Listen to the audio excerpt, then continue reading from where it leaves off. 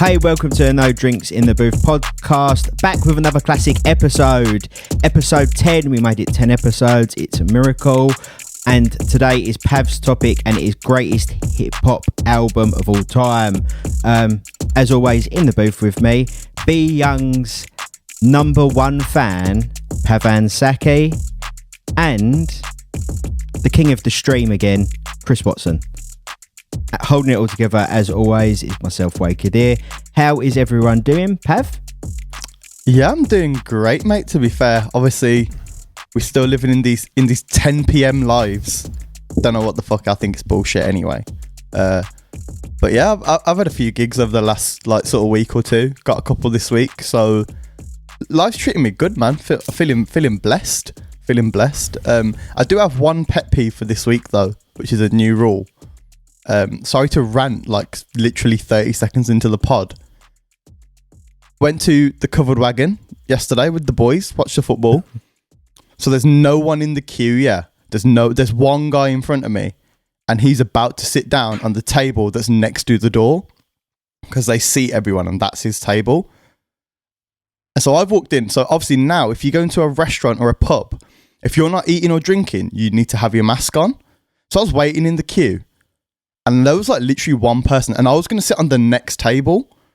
And then the waiter was like, oh, can you put your mask on? And I was like, bro, in literally 3 seconds, you are going to sit me there and I'm going to order a pint of Cobra and take it off. Can we please have some fucking common sense? And he was like, no. So I had to take it out, put the mask on for him to go, oh, do you want to sit at that table approximately 3 feet away from where I'm standing? And I was like, yeah. Sat down, took it off. Fucking bullshit. But otherwise, yeah, I'm doing great, mate. To be honest. Chris? Yeah, pretty good. Did actually go to the pub on Friday, and yeah, literally it is out by 10 p.m, which is pretty crazy. We're literally last orders at 9, wasn't it, or something? I'm not sure what it was like with you, Pav, but it was we're 9:30 here, mate. 9:30 or pushing it. We're living it to the edge. Yeah, and I had a track I produced come out a few days ago that's doing some crazy numbers in a minute, which is always great to see. And also, yeah, work's still going good. Obviously no DJing, still waiting on that, but thanks to the new lockdown rules, that's going to be a long time away, I think. So that aside, still just cracking on and working and trying to keep things moving, really. What about you, Wade? How are you? Yeah, I'm good. This 10 p.m. curfew's a load of rubbish. We all know that. I don't want to get political, but what a load of rubbish. I went to the pub Saturday as well. I went for a pub lunch. Yeah, I went for a pub lunch. Pub lunch. So, I was going to say, the day I see you in a pub at 10 p.m, I'm going to come and put my arm around you and say, Wade, what's gone wrong, mate? Are you okay? Yeah. No, I went for a pub lunch. It was the same sort of thing. They was like, can you... Well, it's slightly different to Pav's story, but I'll tell it quickly. So they said, can you scan the QR code, please, for your Test and Trace app? Because that is out and everyone should get it, even though it don't work properly. And it didn't scan because there was an error with their QR code, which is the one they've got from the government website. Oh, yeah, I've had the same problem. So at my gig, they do the same thing. You have to scan when you walk in. And I was like... Yeah, but it don't scan. It doesn't even scan on the camera app because it's meant for the NHS app. And that also is... Oh, actually, no, it's not an NHS app. I can't because it's a Serco app. Yeah, it's a Serco app. Yeah. But basically, what we've clarified is all politicians are cunts. Let's talk about some music. Well, my point was it didn't work. And the woman was like, oh, well, you can't have your table until it works. I was like, no. I was like, it's not my fault. And then the manager come over and was just getting really annoyed with the QR thing because he's obviously had these problems all day and just ripped it up. It took us to our table, but the food was nice and the company was good as well. It was some people I work with. It was actually really nice. It was nice to have a little bit of normality, even though the tables weren't 2 meters apart and all that stuff. So Boris is still a dickhead. Should we do news today? Yeah, let's talk less about government. They're still pissing me off. So yeah, let's talk about some music, man. Okay, first headline today in the news is a big one. After 15 years at Radio 1 and 1 Extra, Mistajam has left the building. I will tell you who's taking over before I get your opinions. Reece Parkinson takes over his One Extra Drive Time show, and Charlie Hedges takes over Dance Anthems. I know we're all fans of Mistajam in our own ways and collectively as well. Like Dance Anthems, I know Chris, you love that, so do I. Pav, I know you're a fan of Mistajam, and I've been listening to him since he was on One Extra, since he started. So, yeah, thoughts? Who's going first? Pav? Chris, you go first because you've just I'll spoke. go first. Oh, I love that. I love how we were all just waiting for one person to talk because Wade didn't give a name like he normally does. And we were just sitting there like, nobody wants to talk over anybody. Wade is the pod master, so the name he says is the name that needs to go. We were waiting. He's like the Harry Potter sorting hat. Yeah. Chris, we're lost without Wade. We're lost. Yeah, we use both are. Chris, you have the talking stick, please. Oh, fantastic. Yeah, wow. Mistajam, legend, an amazing presenter. So, yeah, this is actually, to be honest, when I saw this, I was like, wow, that's actually a blow. Like, I was like, I was literally in my head, I was like, where am I going to listen to Mistajam? Because he's one of the radio shows I do listen to as an actual fan. So, yeah, is he going to, I don't know if you're going to kind of say this as part of the news, Wade, but is he going to go to Apple? Is that the vibe? Or? Well, there's no, as of right at this moment when we're recording the podcast, he's left Radio 1 and One Extra. His last show would have been Saturday, just gone. There's no news on what he's doing next. He hasn't put anything, and my Apple insiders don't know anything. They won't tell me nothing. So he could be. Who knows where he's going? I don't know though. Okay. Yeah, that's a blow. That's a blow. I'm going to double check though. I'm literally getting on Google. I don't think he's released just to I feel check. like if he had announced where he was going, one of us would have found out. But yeah, it's a sad day. I feel like, I don't want to sound like Haiti or like one of these nostalgic people. I feel like as every presenter leaves either Radio 1 or One Extra, it just gets progressively worse. Like the talent that they've lost. Like when they lost Zane Lowe, I was like, yeah, but he's going to work for Apple, and now he's basically beats one god. And then like Semtex left, and then like Charlie Sloth left, and now Mistajam's leaving, and you're like, he was like the one old school guy like holding it down for the Mandem. And he's a sick guy. I really like him because he falls in that great bracket, which I think all three of us do, where he's a massive hip hop head, but really actually knows his house and dance music as well. Like he's really sitting in the middle of the two, and he can play them both. So I feel like from a DJ's perspective as well, we all have that like mutual respect for him, that he's a fucking legend, which he is. So it's sad to see him go. If he doesn't go to Apple, I'll be really surprised. Yeah, what is he going to do? Like, where else would he go? Or Spotify. Spotify's the only other one. Obviously, Semtex was at Spotify for a little bit. Yeah. To do what though? Podcasts? So you know the Who We Be playlist? He was curating some of that. Yeah. And then he was doing the Who We Be Talks podcast with like every artist imaginable under the sun, pretty much. He's on Capital Extra now, ain't he, Semtex? Yeah. Well, he was doing both at the same time. Yeah. Absolute legend. They let him. Well, I think the hard thing is I hope Mistajam goes to maybe Apple, because Apple seems like they pick the cream of the crop, especially from Radio 1 and One Extra, because look at Zane Lowe, Charlie Sloth, hopefully Mistajam. It's a trend that Apple have. They obviously, when Zane Lowe went over, they obviously was like, well, here, bring over some of the best. And that was a few years ago. So I don't know. I'm excited to see what he does next. He's a fantastic DJ, and he's as good as he is as a DJ. He's an even better presenter, and that's like saying something. That's saying something. He's a really nice guy. Whenever I've worked with him, I think you said the same thing, Pav. I think we all wish him the best of luck. Okay, what are your thoughts on Reece Parkinson taking over the One Extra Drive Time and Charlie Hedges taking over Dance Anthems? Pav? I'm going to completely level with all of you, not listen to any of them. So I can't even say like, yeah, they're going to be sick.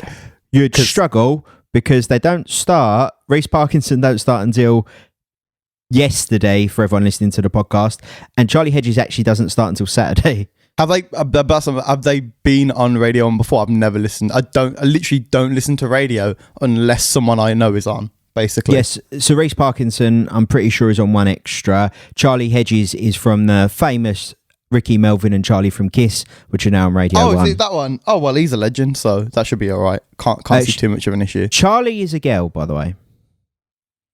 Ledge. Still having it. That group was just legendary. Pat has no clue about any of these people. Basically, what I'm gonna caveat this with is I don't listen to the radio because I literally only listen to podcast. Chris, what do you think? Yeah, I mean, I've said this before on the pod. I don't really listen to radio hardly at all. Like all my music I get through Spotify, YouTube, like SoundCloud. Well, so quickly, can I just interrupt? I know these people. I know these guys. I was going to say you are a fan of dance anthems when Mistajam done it. Yeah, yeah. I can understand about the Reece Parkinson one not really having a clue. But what do you think dance anthems will be like with Charlie Hedges? Are you excited? Are you just not going to listen now? Mr. Jam's not there. Like, what's the feeling? I think Charlie's really good. I listened to her show on Kiss and she's got great radio voice and she really knows that dance music and she actually co-produces some tracks as well. So she's got that kind of side to it. So she's definitely kind of about it and I think she's going to do really well. I actually know Reece Parkinson as well. He's quality. He's really good. Yep. I watched his interviews on YouTube. He's a really good interviewer. Like he's one of these interviewers that like really can get the person they're interviewing like on a level. It's more of just like a conversation as opposed to an interview. So that's where I've seen Reece Parkinson from. I think he's going to do really well on One Extra. Joe, what as sad as I am to see Mr. Jam go, I think Reece will do fantastic on One Extra because I think he will slot in very nicely to their already stacked roster. And Charlie with dance anthems is sort of a no-brainer. She's been championing electronic and dance music from back at Kiss to now Radio 1. So I wish him the best of luck, and I'm sure we'll have more to talk about when it comes to these two in the future. Okay, moving on. Pioneer DJ, which we're all fans of. If they could send us some free stuff, that'd be great. Pioneer DJ tease the S9 version 2, which is a DJ mixer, specifically a battle mixer, set to drop on October 15th. I'm going to tell you what I think about this first, because I'm sitting next to an S9. I'm really excited, but I don't really weird flex, but okay. yeah, I'd pick it up, but I'm not gonna. The only thing I think is, what more can you put into it? Because for me, I know it's slightly behind some of their own mixers, but for me, it literally has everything I want and need. So I wouldn't upgrade. And the fact I'm broke, so I'm not DJing. So that's my thoughts on the S9 V2, if that's what it is coming out. Pav? Yes, I've been keeping up to date with the leaks and all the bits and bobs that are coming out because pretty much every leak seems to be spot on these days. Like if a leak comes out about 2 weeks before something's coming out, you just assume that that's the product because that's just how it works now. Like nothing is secret. Like we saw it with the CDJ 3000. I've seen some leaks for this new S9. I've heard it's going to be called the S11. Right. Whether that's true or not, I don't know. I've seen a lot of mock-ups with it looking a bit like a DJM 909, which was like an old school, the original. It was like the legendary. original. The only things I can think that they'll add is a screen. So I think they might add a screen, a bit like Ode to the 909, but also the Rain 72, which has one now. Maybe a USB hub at the back. If they're fancy, like if they're feeling frisky about it. The only other thing, which is literally the only complaint I've ever heard of the S9, is that the pads, you can't have separate settings on the pad. So if it's hot cues, it's hot cues on both sides, not like hot cue and sample on one side, which both the Rains do, the 70 and the 72. So that's the only thing. Apart from that, they'll just do the standard, yep, here's a brand new crossfader, guys. Oh yeah, we're now at 476 fucking bit rate for this kilohertz for this like sound card. Here you guys go. You won't notice it because you're playing on a shitty sound system in the club, but have it anyway. And after that, I'm like, yeah, that's it. That can't really be anything else, can it? Not really. No, not really. I don't think the screen thing to me, I can live without it. Like, I've never had a mixer with a screen, so I don't really care. The separate pad thing, I actually have used the Rain that's got it, and it's good. Like, I like the separate pads, but it didn't make it or break it. It was just a good little feature that the S9 didn't have. Chris? Yeah, I think they're going to change the pads. I think they're also going to add probably coloured pads to match the cue points in Serato. They've done on the controllers. Chris, they're coloured already. What, on the S9? Yeah. They're clear and they will light up in LED colour, whatever colour your cue is. When you put the cue points in? Yeah. Yeah. Oh yeah, on the hot cue panel. Yeah. Okay. Yeah, so I think it's just literally going to be the individual pads on set of pads on either side, plus obviously some other It's basically just they're going to do. Here is the S9. Essential. Here is the S9 Mark II, which is basically the S9 with one upgrade and also £400 more expensive. Yeah. Who's got money for this? Well, quickly before we move on from this story, the thing I'd want to get your views on is, do you think, with Pioneer of the industry standard for anyone that don't know of DJ equipment, in sort of all our opinion, do you think they are, even though this stuff was set to release this year at this time, it would have been wiser for them to maybe push it back a year or 6 months or however long, because no one will be buying them as much as we might want to? Yeah. Pav, go on.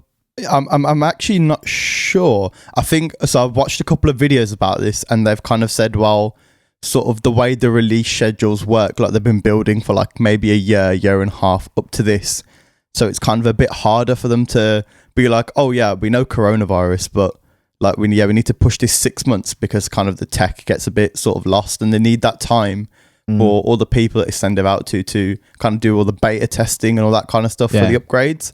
That's one. The other one is obviously they have a lot of sitting stock then because they've already made it. And the way that their stock works at the moment, certain Pioneer stuff, because it's really hard to get made at the moment, because of like import export restrictions, etc. It's actually like selling out basically instantly. Like if you buy anything, it's basically sold out straight away. They had a back order on DJM 250s, which is like the shittest one they make. But that kind of says something like everything has a back order already. So I think they thought, oh, right, well, if James Hype and all of his friends buy a pair, which because they can all afford it because they charge 10 grand a gig, we're kind of sorted. Like that's all of them sold. And then we'll just wait for the next batch in like 4 months and just see how it goes. Still hurts though. Chris? Yeah. Sorry, Wade, you're going to have to repeat the question, mate. Sorry. Wow. Podcasting at its finest, guys. No drinks in the booth. Attentive as always. Sorry, it's the first time it's ever happened, though. Big shout out to the listeners. Basically, what I said is Pioneer obviously released the CDJ 3000 this year. When did that come out? Last month. And now they're teasing the S9, V2 or S11 or whatever it's going to be called on October 15th. Obviously, there's logistical reasons why they can't push it back. But do you think they maybe should have held on the releases? Because one, no DJs are actually buying them, and two, no venues are buying them. So yeah, I mean, it seems insane to me. Like they can't move it back. I mean, I know they might have, like, as well as what Pav said, they might have kind of contracted agreements with things like festival companies, events companies, where they're going to buy. Okay, we're going to buy 50 sets for our festivals here, there, and this venue, etc. So that we never know what's going on behind the scenes. It could be something like that. But just in terms of like simple terms, I mean, they're delivering not just one or two, but like several high-end products at a time where people don't have, in a lot of countries, disposable income. Although remember, you've got to think it's a global company. So I mean, I'm going slightly off track here, but I was just looking at this post the other day about Wuhan, like where the COVID thing they're started. partying, aren't they? And I'm just thinking festivals. like, yeah, and I don't know what the situation is in the whole of China, but I'm just looking at those articles, like, obviously they're going to be selling this equipment to China and places like that, which have kind of been dealing with what we're dealing with in a minute with COVID, like, 6 months ago.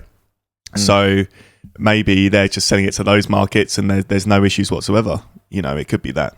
Yeah, well, they are a global company, and obviously Asia's a big market for them, same way as it is for a lot of companies. I can't see any nightclubs buying them, particularly in this country, because pretty much all of them are going to go bust in about a month. That's just a fact, pretty much, with this 10 p.m. shit. I can't see anyone else buying them though. Like I can only see the enthusiasts that are mega rich and the rich kids that want to start DJing because they're at home. Because sorry, not to interrupt you, but some of the bigger DJs will get seeded them. They will get gifted them basically. Yeah, so, like James Hype's already got a pair. I'd imagine the amount that they send out for like review and to friends will probably cover the first lot pretty much anyway. I know one of my friends had 6 of them. He's got like a hire company, but he bought 6, but then sold 4 because he knew that somebody was like, because they're going to go out of stock. So he was an arsehole and sold them for a profit because he's a wanker. But otherwise, yeah. I mean, I don't think I'll get to play it. Well, same as you guys. I don't think any of us will get to play on one for about 2 years. No.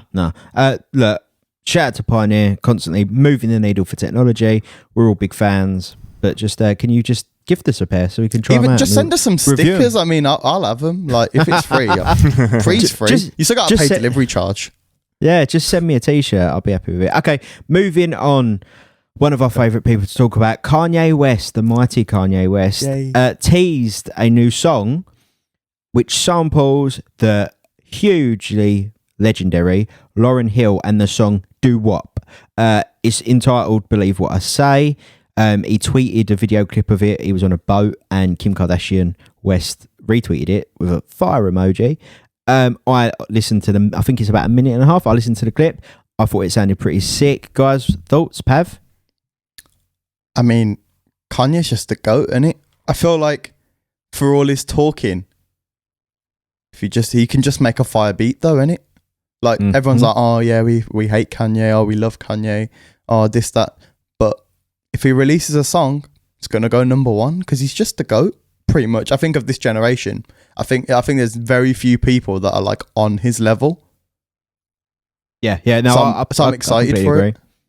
I genuinely, I'm struggling to think of names in this generation. Like, I'm not counting like Dr. Dre and Snoop Dogg and those kind of people because they're like not this generation. But like, I'm thinking like 2006 onwards. The only person I think that's had the same amount of commercial success is probably Drake. Maybe. Yeah. Mm-hmm. Slightly different times and different artists, but Eminem, 50. Yeah. I mean, and at this point now, we're clutching at straws to come up with names. We're literally like, who are the GOATs that have worked with Dr. Dre after Dr. Dre? Yeah, that's basically what we're playing here. I don't think there's anyone else, but he's too good. He is just too good. Pharrell?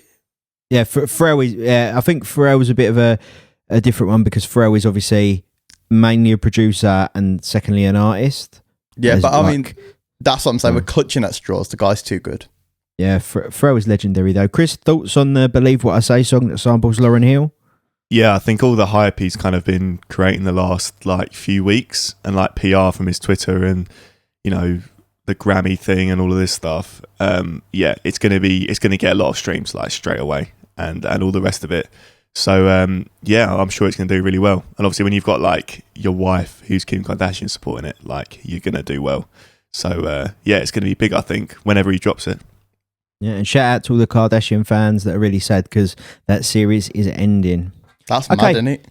Yeah, that's a separate thing. Shout out to E cashing in on the Kardashians. Okay, should we move on? Let's do some reviews. Yeah. Okay, as always, you can listen to all the tracks we speak about today. They are in our Spotify playlist and our YouTube playlist under No Drinks in the Booth. Make sure you check it out because me and Chris put in the work to do it. So it means a lot to us if you check it out. Yeah. They put in the work and I just shit on all the songs. Yeah, but Pav listens to the playlist. He's the number 1 fan of our playlist. Okay.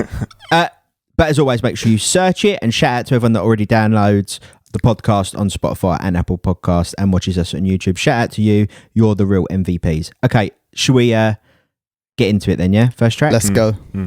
Okay, first track is by Travis Scott. It features Young Thug and MIA. It is called Franchise. Pav? So I'm not really a Travis Scott fan. It's not my kind of style of music. Obviously, you guys know I'm a UK hip-hop guy and not really a US. But I didn't mind this song. Like, I don't love it, but I definitely don't hate it. And if I was going to listen to a Travis Scott song, this would be one of them. So I gave it a 3 out of 5. Thought the beat was decent. Thought his bars were cool. No complaints. Cool. Chris? Yeah, it didn't really make me go crazy. It was just kind of very middle of the road for me in honesty with this song. So I'm going to go with 3 out of 5 drinks for me. Okay. Franchise, Travis Scott featuring Young Thug and MIA. I give it 5 because I like MIA. I like Young Fanboy Thug. confirmed. Well, I'm actually not the biggest Travis Scott fan. I like Travis Scott a lot, like from days before the rodeo and all that. I wasn't a big fan of Astro World. I didn't mind it. But the beat hits hard. It sounds sick as a Travis Scott song. The features are sick. Getting an MIA feature is not easy. And for any sneakerheads, please check out the video because it's filmed at Michael Jordan's Chicago estate. Which you can buy as well because it's on the market. So if anyone's got a lot of money, you can buy that. Okay, moving on. But buy the podcast first because we need to get paid, yo. Yeah, please subscribe to our podcast. We're all broke. Moving on. Second track is called Miss Me. It's by Mistajam and AJ Tracy. Chris? Yeah, I really like this one. The track is a bop. That's what I put in my notes. I was like, this is a bop. I don't even use that word that much. But I swear the video is like a massive... It's kind of massively borrowed from Walk It Like I Talk It, though. The Drake and Migos I literally video. have that written down. That's the first thing I saw when I saw the video. But AJ Tracy is quality, and the track is a bop. Yeah, I said it. So yeah, I'll give it 4 out of 5 drinks. I think it's a good track. Pav? Yeah, so I wanted to be the one that was like, oh yeah, do you know the Migos video, Walk It Like I Talk It? But obviously that's not happening now because Chris has stolen my thunder. But it's stolen from, well, it's not stolen, it is professionally recreated of the American show. Is it called Soul Jam? Is that the one? I feel like Wade, you would know this, which is why I'm speaking in question form. Yeah, I think it's called Soul Jam. It's called Soul Jam, which is... That's one point against it for me because I'm like, that's great, but Migos already did that. Like, come up with a new idea, guys. Like, at least, like, so I didn't like that. The tune was all right for me. Like I said, it was cool, but for me, I've got a bit of a thing with Mistajam because I love Mistajam, but I feel like a lot of his music is starting to sound a bit samey at the moment. And this was also a problem for me with this song. Just felt like I could have told you what this song sounded like before it even came out. And with AJ on it, I thought, it might be like a bit different, but it wasn't. So I give it a 3 because I still think it's a cool tune. But I feel like I wanted it to be like a 4 or a 5, but the song just wasn't there for me. Yeah, I gave Miss Me, Mistajam and AJ Tracy a 4. I put It's a Vibe. So that's similar to Chris's one. I really like AJ Tracy lately. I just feel like he's very popular but very underrated how good he is. I know that's a weird comparison. He's sitting in that middle ground of being able to be a proper grime artist but also being able to do pop songs and nobody cares that he does both. Yeah, I really like this. I thought it was good from Mistajam. I get what you mean, Pav. Some of his stuff is sounding a bit samey, but it doesn't change the fact that it's a vibe. So it gets 4 drinks out of 5 from me. Okay, moving on. Annabelle England, and MK. The track is called Underwater. Chris, this is your sort of jam, so you can go first. Yeah, this track's great. It's kind of slightly different to what MK has been producing over the last kind of few years. I've not heard something from him like this before. Mm-hmm. And the album artwork is awesome as well, and I'm sure, unless it is already, there's going to be a really good video. So yeah, I was feeling this one. It was good. So a 4 out of 5 drinks for me. Pav? I give it a 3. For my standard, didn't think it was shit, didn't think it was amazing, but can't complain. Would listen again. Would probably play. Yeah, I think that's fair. Underwater, Annabelle England, and MK. I gave it a 3 as well, just because, I don't know, maybe I expected more because it had MK's name on it. It wasn't bad by any stretch. Like, it just... Yeah, I don't know. I'm used to MK producing nothing but literal anthems, so maybe it's because I hold him to such a high standard. So it just gets 3, but there's nothing wrong with that. Okay, the next track, Pav, we're going to come to last, I think. It's 808 by the Beat Freaks. It features Dutchavelli, Dig That, and Pav's favourite, Be Young. Woo! I was actually going to change my name to P Young just to be matching. I gave it a 3. I thought it was meh. I didn't mind it. The Beat Freak, the beat is sick. Like, I do think the beat's good. I don't mind Dutchavelli. Dig That's okay. Be Young's it just skates. It skates with a 3. I don't know if I'd play it. I think it's a good song, but I don't think it's like what I associate with the Beat Freak. So it gets a 3. Chris? Yeah, the track's good.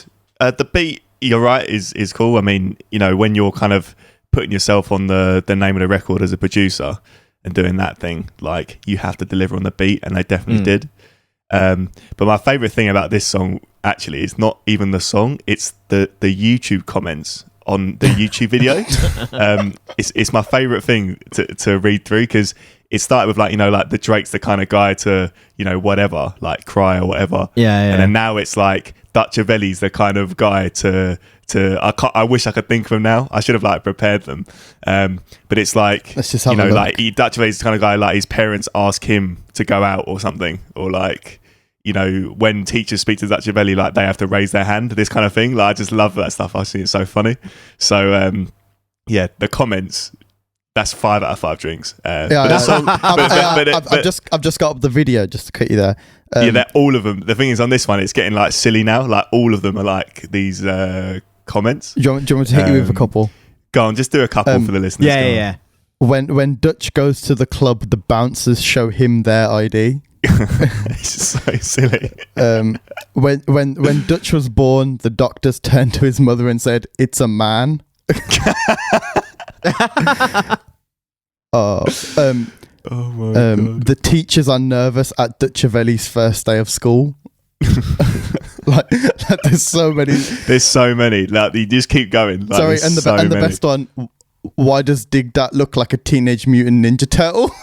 Oh yeah, I did see that one as well. That's the odd one out. But yeah, the comments are just so funny. Sorry, I just need to do one more just because it's absolute fire. Dutchavelli doesn't shower with water. He just stares at the shower head until it cries.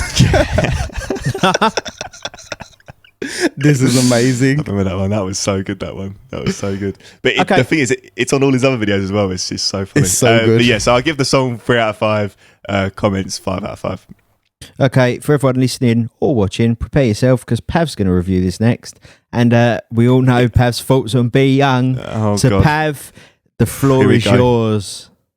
Oh, well, the song's just fucking shit, isn't it? No, I'm joking. It's actually all right, which is the problem. Which made me feel bad. So I know we've really hyped this up. Like we've been on the WhatsApp group, or we like, oh shit, it's a Be Young song, guys. Like, get ready for the rant. It's just not bad. It's all right. If anyone hyped it up, it's you, because we thought, oh, Pav's going to definitely go in on this one. Yeah, it's like, it's okay. Like, Be Young's bit's okay because he's doing minimal amounts, which is obviously better for the song because Be Young. Wow. I kind of feel the same as you, Chris, when you're talking about. He's not disappointing, Wade. But when we're talking about the Beat Freaks and the tunes that they make themselves, I feel a little bit half and half with it because they're obviously amazing producers and make massive tunes. But I feel like when they do their own stuff, it's kind of not quite the same. And so I don't know whether it's them saying, oh, okay, well, this is what we like, or it's them kind of saying, well, we don't want to make the same commercial stuff that we make for everyone else for ourselves, and we want to keep it like different. But it almost kind of holds them back, I think, a little bit, because I listen to their stuff and it's like very like half drill, half poppy kind of sound. Don't know how to quite explain it. And I'm not too much of a fan about it, but the song was just all right. Like, I can't really complain with it too much. So I'm going to, by proxy and by my own rating system, I'm going to just have to give it a 3. Which is the highest Be Young's ever going to get. Mad. Well, look, I'll have the final word on this. Pav, that was extremely disappointing. I was really ready for that, and I wanted to hear some like anger. Pav Like, was- I wanted to hear some like for the abuse. pitchforks, weren't you? Yeah, I Yeah. wanted some like just abuse, basically. yeah, well, okay, well, that just throws all the other reviews out. Let's just go home. Okay, no, let's carry on. The next track is The Business. It's by Tiesto. Chris, go on, you can start. Nah. It's like, nah. It's not really like my vibe. The track's done really well. The track is like created really well. Like, it's a well put together track, and everything else around the track's really good. But it's just the actual track. It just, to my personal vibe, isn't quite there. So I'll just give it 3 out of 5 drinks for me. Pav? felt exactly the same. It's just cool. Sounds alright. If it was on, I probably wouldn't turn it off, and I didn't. I listened through the whole thing, to be fair. So 3 out of 5. Yeah, I sort of agree with you. I actually thought it was pretty good. Like, I could imagine this being on Saturday Night Kiss, dance anthems, playing at a club if a club was open. I give it 4 because it's not bad in any way, shape or form. And I think it's above average because I think it would slot nicely into your Friday night or Saturday night out. So it gets 4 drinks. Okay, next one's by Sway Lee. It's called Dance Like No One's Watching. Pav? I actually really like this. So I was making a cup of tea while I was listening to this playlist about an hour or two ago. And The Business had finished, and obviously Sway Lee's the next song on the playlist. And it came on, and like I didn't even realise the song had changed because I was like kind of engrossed in making my tea. And I was like, oh, this is actually alright. I'm not a huge fan of Sway Lee doing the kind of the slower thing or like this style of music, but this song was decent, so I'm going to give it a 4. Chris? Yeah, looking at the video and the song, I'm assuming you have to just basically get like so high before you like listen or watch to either. Like, have you seen the video, guys, to this track? No. Okay, so when you after this, watch the video, and if you're listening, watch the video, and you can see with how like spacey, reverby the song is, and all the rest of it, and then the song, you basically just have to be as high as possible when you listen to and watch this song. So try that one out responsibly. Yeah, I'll give it 3 out of 5 drinks for me. Okay, Sway Lee, Dance Like No One's Watching. I've give it 4 out of 5 drinks. I really like Sway Lee with this slower stuff, and I like the fact it's saying you should mostly listen to and watch when you're high. Because who doesn't need that right now? Sway Lee's a funny one because he's had some huge hits, and he's had some misses as well, like songs that have just gone under. Won't Be Late was a miss. That didn't do that well, but I thought that was one of the best songs he's released. So did I, literally. But he has like consistently good quality. This is no different. Dance Like No One's Watching. It gets 4 drinks from me. Okay, moving on. The track's called Gravity. It's by Left Wing and Cody featuring Liz Cass. I'm going to go first on this one. I gave it 3. I really like it because it's like that moody house, and Left Wing and Cody are sort of class at that. It only gets a 3 because there wasn't anything that made it stand out massively besides the fact that it's the type of house I really like to listen to sometimes. So it just gets 3. Chris? Yeah, it's a good record. Big shout out to Left Wing and Cody, like wicked producers. So I'll give it 3 out of 5 for me. Pav? Oh, well, I gave it a 4 because I was like listening to it. This was also during my tea making escapade earlier. And I was like, oh, it's just kind of a vibe still. Just made me feel good. So I gave it a 4 out of 5. Okay. And the next track is R.I.P. It's by Arizona Zervas. How do you say his last name, Pav? I think that's right. I think that's what I love is you went to the brownest person in the podcast and was like, Pav, it's a foreign name. I'm sure you'll be able to say it. Yeah. I'm not qualified, Pav. We're cut from the same continent first, mate. Yeah. Oh, I wish. The thing is, Pav, me and you are cut from the same continent, so it's fine. It's fine. Woo. Now I feel having it. Power to the people. See that? We're taking over. Power to the people. Okay, right. Pav, you can go first on it. Really like this song. Certified banger. Obviously, he had Roxanne, which was like as basically as big as it gets. It's basically as big as it gets these days, pretty much. Big tune. This, I was like really skeptical. Like, is he going to do a Roxanne part 2? Is it just going to be the same shit, like different name? And it sounds kind of similar, but not too similar that I was like, oh, this is just the same song. So I gave it a 4 because it just felt good. And I feel like he sounds really good on the tunes. So like, I just can't argue with it. 4 out of 5. It wasn't a 5. It didn't quite hit that top level where I was like, this is the best thing ever. But 4, hard to beat. I can agree with that. Chris? Yeah, I mean, Arizona Zavas has actually been producing tracks for ages. Like, Roxanne was just one that went crazy. Like, he's been doing records. I think it's really cool what he does because it's like mainly independent as well. Mm-hmm. and I think for the most part it's just him and a producer. He writes nearly everything himself, so it's really cool. Yeah, this track's really good. It's kind of like what the future of kind of artists are, like as Arizona Zavas. Another one is Trevor Daniel. He did a song called Falling. There's like, look, these guys are like the future of artists, I think. So, and the track's good. I'll give it 3 out of 5 drinks. Big shouts to Arizona Zavas. Okay, track R.I.P. by Arizona Zavas. I gave it 4. I think it's really, really good. I think it's like borderline.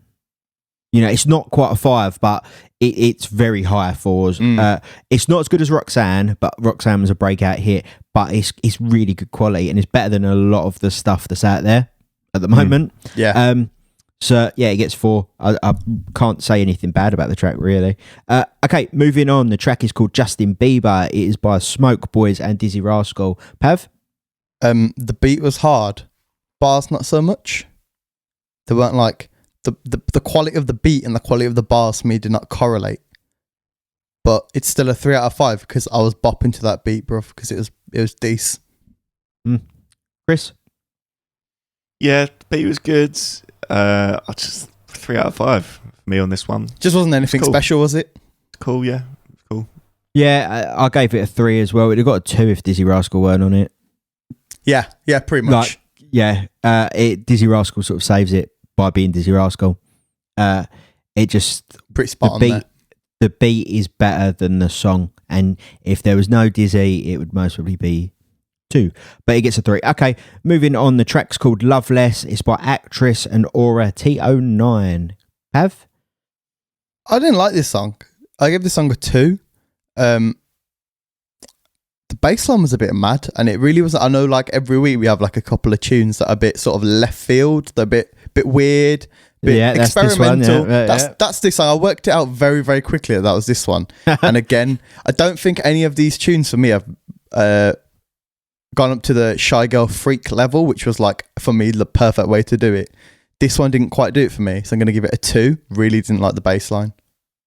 Chris? Yeah, see, Pav, Wade tried to throw us by not putting it at the end. He put it in like halfway through. Yeah. It's like just out of nowhere. As soon as the track started, I knew this was the one. And yeah, if I'm honest, sorry to Loveless, but I'm not really sure what's going on with this track. The vocals, some of the vocal parts like sound out of key. Yeah, that's the problem I had, especially with the bass line. I was like, it's not working. Like musically, it's just not quite there, and you know, it doesn't sound like wide at all, like production wise or anything like that. So yeah, it's gonna have to be a 1 out of 5, I think, on the drinks for me. Oh, okay. Loveless, Actress and Aura T09. I gave it a 4. Obviously, No, you didn't. Yes, I did. It's mad. The bass line is mad, and the off key, out of key vocal. I like it. Like, can you imagine playing that in a club sound system? I'd walk out. No, you wouldn't, because you can't get out. You've got a one-way system. Yeah. One-way system, yeah. I liked it. I gave it a 4. I love all the left field stuff. That's why I put it in. That song would re-shut clubs if you played it. Sorry, Loveless. Sorry, we're absolutely ripping you right now. I'm sorry, Loveless. I'm sorry. I Loveless, the new Be Young. Who knows? Nah, but I gave it 4. I like it. You don't like it? Go away. Okay, next track is called 222. That's the way we. It's by Galantis Nightmare, and it features Liam O'Donnell on the vocal. Chris? Yeah, it was a nice like refresher from this one, because a lot of Galantis's tracks, obviously they're kind of continuing the whole like EDM thing. They've kind of had like the whole like wall of sound thing going on, like massive drop, just like like just massive wall of sound. This one, like, yeah, it's a lot more chill, a little bit more laid back, a little bit more like, you know, detailed, and it was really nice. I really enjoyed this one. So 4 out of 5 drinks for me. Pav? Yeah, I gave it a 3. It was a nice tune, made me feel good. Didn't quite hit the mark, so yeah, 3. No real complaints about it though. 222, That's the way we, by Galantis Nightmare and Liam O'Donnell on vocals. I gave it a 2.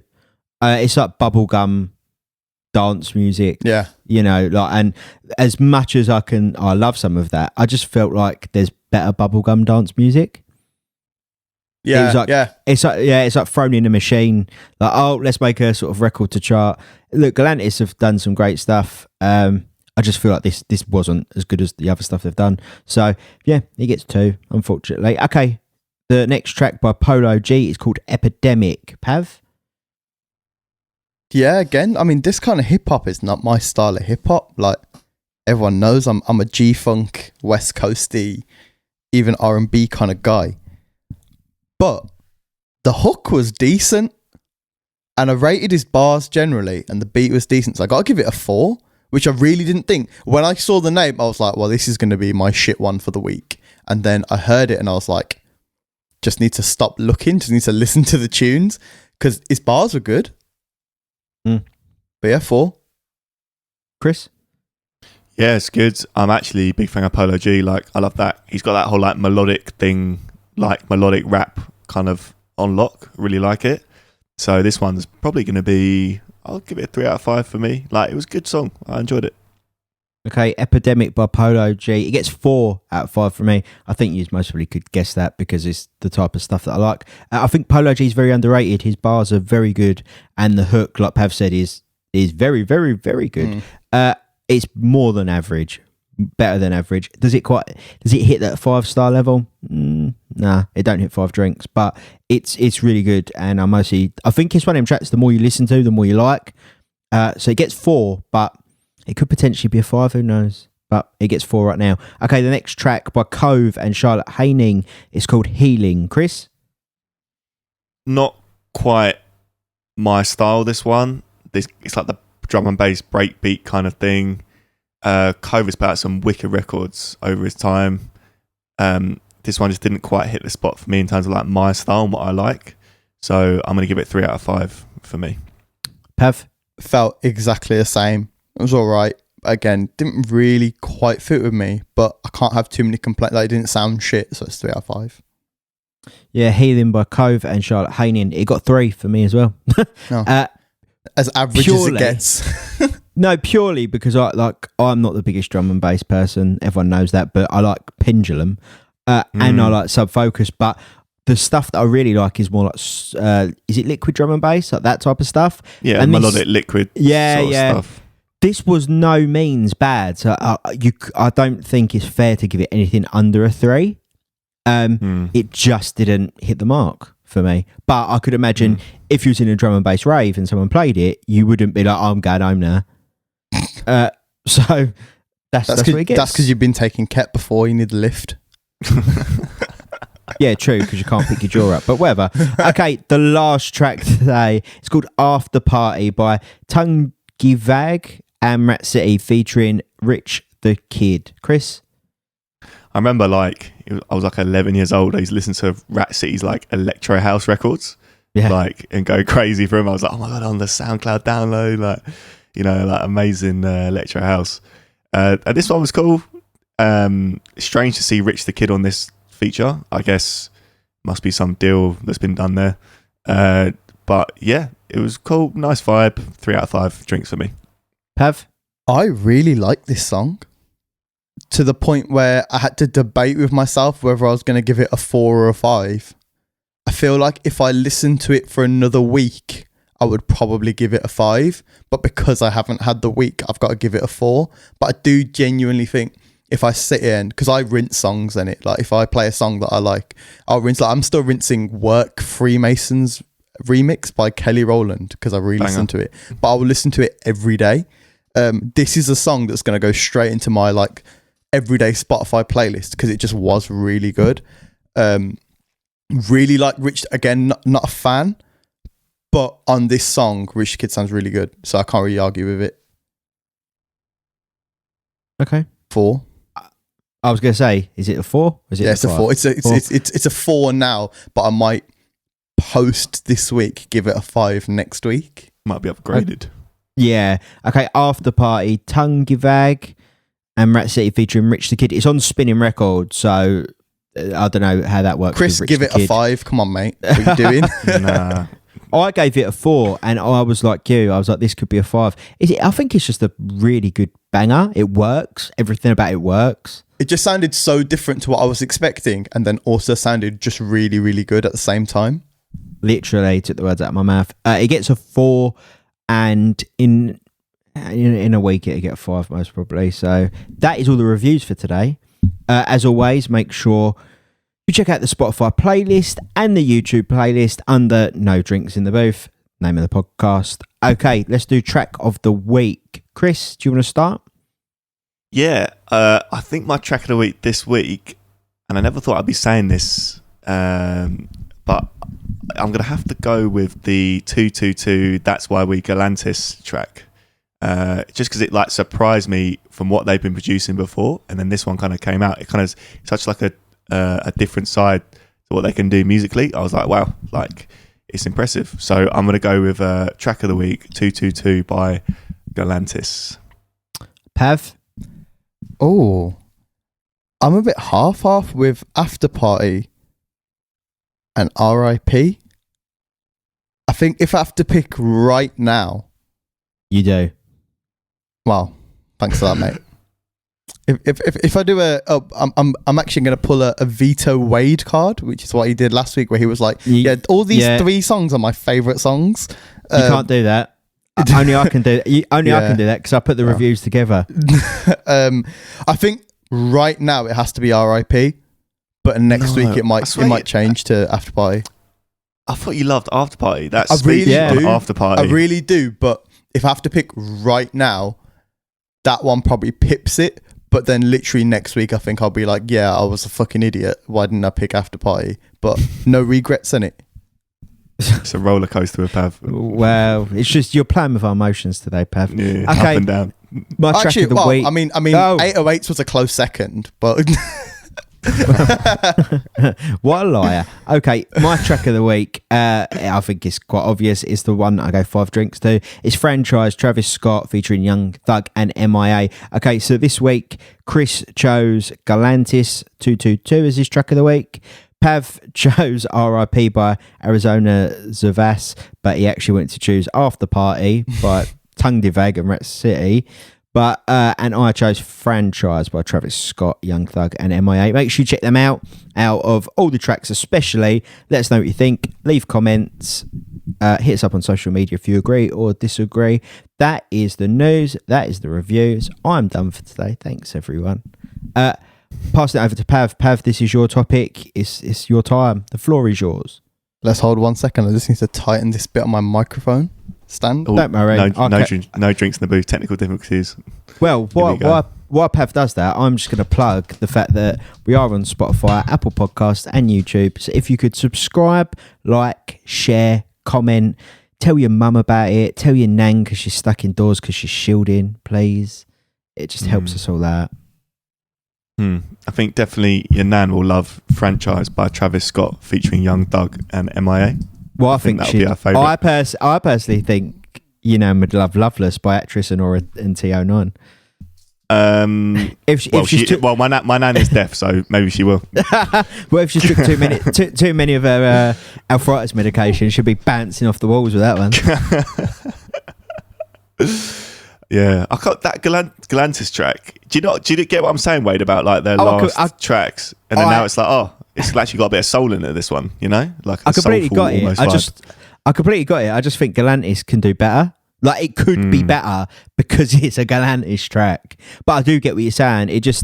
I think for me, when I see Galantis, I just expect like a higher quality. I don't know if that makes sense. It was a bit too bubblegum for me. Yeah, well, I mean, I'd say their last tracks are very bubblegum though. What's that? Put Your Love on Me, that EDM track. That was pretty bubblegum as it gets, right? That's pretty. Are you trying to get me to change my rating? No, I'm just interested. Like, I don't know, unless I'm my like definition of bubblegum, like bubblegum pop, like fluffy, happy, girly. No. If you can say girly anymore, like Love on Me. I agree. I agree. I don't know. It just is not as good as what I thought. Because their bubblegum pop is good, this ain't as good as it. I don't know why. Mate, I think it's one of them tracks. I've found this with every Galantis track I've ever listened to. I find their tracks, I don't like them that much. and then I listen to them, hear them on the radio, and I actually quite like them. I agree. I think it's just their style of music. At first, I'm like, oh, it's rubbish, and then I listen to it more, and I'm like, oh, this ain't actually bad. Yeah. Pav, are you back with us or? I'm ready. Let's go then. Yeah. So this week, the greatest hip hop album of all time. Yeah, someone insert cheery noises, Chris. I was expecting that.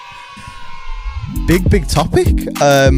So if you guys don't know, the Rolling Stones magazine, it's basically like the definitive music magazine. Like, it's one of the couple of people, very credible people. I mean, they wrote half of my dissertation, so I cannot thank them enough. They basically compile a top 500 albums every 10 years because they said that it can never be perfect. Lauryn Hill came, Miseducation of Lauryn Hill, came 10th. And that was the highest charting hip-hop album. Ergo, in their opinion, this is the greatest hip-hop album of all time. Now, I'm of the opinion that is fucking bullshit. As great as she is, not a fan that much. So I thought what we can do this week is let's just go through all our favourite hip-hop albums and work out why Rolling Stones was wrong. We'll start with Wade. Wade, you're the hip-hop head of the group. You're like the real G. Let's start with the first one. What do you think about Lauryn Hill coming first? Essentially, if there was a hip-hop only category, she would have been first. I can understand why it charted so high in their top. Was it top 500? I can understand 500. That. I think there's better hip hop albums than that, but I see their reasoning why it charted high. Do you want me to tell you my top three, because that might give you a bit more of an insight? Let's just drop this. Would Lauryn Hill's have got in your top 3 or top 5? Maybe top 5. Maybe. Chris, what about you? Wouldn't have got in top 3. Top 5? No, not in my top 3, unfortunately. And like, that's so basically we decided. Yeah, but when you're talking about top 3 ever, it's just hard to like just do a top 3. Yeah, but I also struggled, but I thought if we try and make a top 5, it's going to get bare political, and we're going to need like a couple of weeks to work this out. So I was like top 3. So we've sort of done kind of 2 top 3s, where we've sort of done our favourite and also the best, like objectively. But I feel like, I don't know about you, I think Chris, you had a bit of a problem with this because you were like, I do have different feelings for both. I feel like me and Wade kind of had the same 3. Let's just go Wade, top 3, hit us with it. Right, are we talking top 3? Like, what one are you talking? Top 3 best. Top 3 best. What do you think are the best 3 hip hop albums ever? Jay-Z, the Black Album's 1. Kanye West College Dropout is 2. And this ain't in an order. These are just 3 of the best that I think. You can't decide. No, you could put them in an order. And the third one is Lil Wayne, The Carter 2. Okay, so ours are very, very different. Let's work out why Wade's is wrong after. Chris, do you want to go next, mate? Yeah, because I know I've already said this to you guys off podcast, but it's difficult to think about. It's like greatest. I've got like my favourite ones, but then also the greatest hip hop albums, which I would describe as the ones that have had like the most impact on hip hop. So then if you're talking the greatest that have had an impact on hip hop, you're talking like Dr. Dre's, Jay-Z, maybe even Nas or something, like Illmatic. Illmatic or whatever. Like, you got to think they're like the greatest one. They've actually like kind of set the sound of a genre. But I'm going to go with, when I say greatest hip hop of all time, just so because I've got them in my head now, my ones that have actually, for me, affected like how I listen to hip hop and how I enjoy hip hop, being like the age I am and what I kind of grew up with. So basically, I think definitely first in. Go on, Pav, sorry. I was going to say what Chris is meaning to say is his top 3 is Views, Nothing Was the Same, and Take Care, and then Pop Smoke somewhere. Right. You got one right. Go on, hit us with it. Obviously, Views, Drake. I was going to come to that after, but Views, Drake is definitely in there because for me, as well as like a music that I actually really enjoyed listening to, like as an actual fan, definitely up there. And then obviously had some unbelievably huge records on there as well. And I went to see Drake with some friends of mine, like at the time when the album came out, and so definitely Views is something, an album I'd actually go back and listen to. It's kind of R&B as well, I know, but let's say, let's put it in that category. Oh, so's Lauryn Hill. Huh? So's Lauryn Hill's. Yeah, I guess, yeah. And then you got Watch the Throne, has to be in there. Now, I think you guys all confirm this for me. That had No Church in the Wild on it, right? Frank Ocean? Yeah, it did, yep. Yeah, No Church in the Wild and Paris and like these tracks, for me.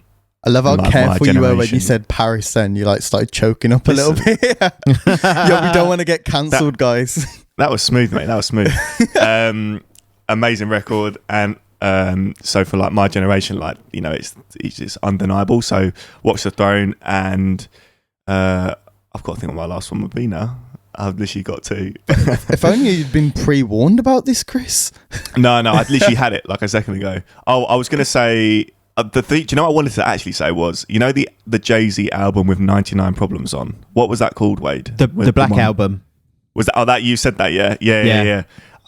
I know it's only one record, but that's a record that I listened to like on repeat when I was younger. I still play it. And and that record is just an absolute vibe. So it's difficult to say a whole album because of one record, but it's going to have to be that one. Jay-Z, the Black Album as well. Like the one thing I'd say to interject is it's very hard because are we talking like the greatest hip hop albums of all time that shaped hip hop? Because then you've got Notorious B.I.G. Ready to Die, Tupac All Eyes on Me, Jay-Z Reasonable Doubt, like College Dropout. It really depends. Like, but then if you're looking at modern day hip hop, people would class Rodeo by Travis Scott one of the greatest hip hop albums. They classed Astroworld. They'd class Drake. All of J. Cole's albums. Yep, they'd class J. Cole, like they'd class Kendrick, Good Kid, Mad City. It's hard. Like, I think my top three is literally my top three because they shaped the music I listened to and they had such a big influence on me. I can't believe I forgot about Good Kid, Mad City, Kendrick. That should have been in there, actually. That would be close fourth, maybe even third. That maybe should be in there instead of Jay-Z Black. It's like, for me, I had to pick... With Lil Wayne, I picked the Carter 2 because when I first heard Lil Wayne, I heard a song off the Carter 2, listened to the album, blew my mind, then listened to the Carter 1, and then obviously followed the Carter series right now up until 5. So, like, I'd put the series as some of the greatest hip-hop albums of all times, not just the second one, but the Carter series. Also, not forgetting Graduation, Kanye West with Homecoming on it. Like, levels. Mate, don't start that. Oh, come on. Come on. One of my favourite albums by Kanye West was the Late Registration one, but was the live version, which was Late Orchestration, which was him at Abbey Road with a live orchestra. Done the whole album, an A-track. It was mind-blowing. You can, for anyone that wants to watch it, because it was a DVD as well, you can actually, if you Google it, you can actually find the whole thing. Yeah.